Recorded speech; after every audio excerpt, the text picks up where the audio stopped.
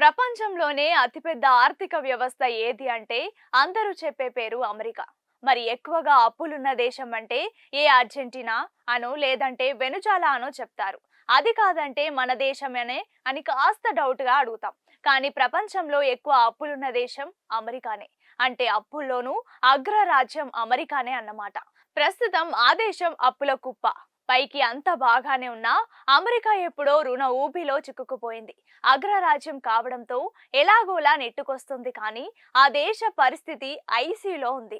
ఏ క్షణం అప్పులు అణుబాంబులా పేలి అమెరికాను ముంచేస్తాయో అని అగ్రరాజ్యం వణికిపోతోంది. ఇంతకీ అమెరికాకు ఎందుకిన్ని అప్పులు అవుతున్నాయంటే ఆ దేశం పెట్టే రక్షణ వ్యయం చాలా ఎక్కువ. పన్నుల కంటే ఖర్చులు ఎక్కువ.